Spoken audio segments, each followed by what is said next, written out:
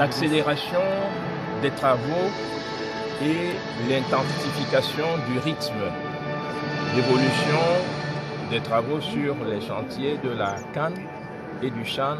sont l'objet d'une très haute prescription du président de la République, son Excellence Paul Biya. Nous sommes dans la dynamique du suivi de cette très haute prescription, dynamique qui nous a amené à une visite ici en juillet dernier. Nous nous retrouvons à Douala aujourd'hui, comme nous serons sur d'autres sites demain, après-demain, jusqu'à la fin de la semaine, pour prendre la mesure des évolutions.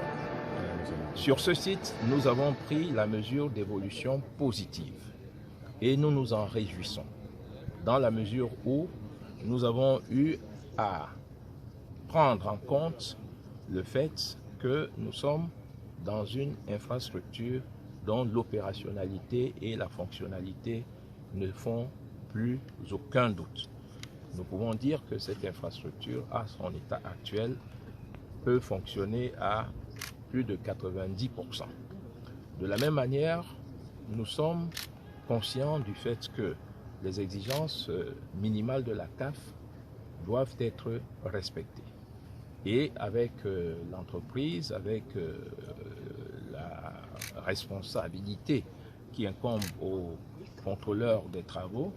nous avons donné un certain nombre d'indications pour que la visite de la CAF, qui va s'opérer dans les tout prochains jours, puisse se réaliser dans les meilleures conditions possibles et que la CAF, qui a eu à visiter ces infrastructures en novembre 2018, puisse être convaincue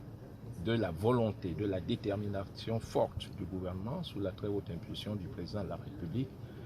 de faire en sorte que les deux grandes compétitions internationales que notre pays accueille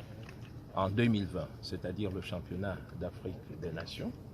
d'une part, et en 2021, c'est-à-dire la Coupe d'Afrique des Nations, que ces deux grandes compétitions internationales se dérouleront dans notre pays, dans le cadre de ces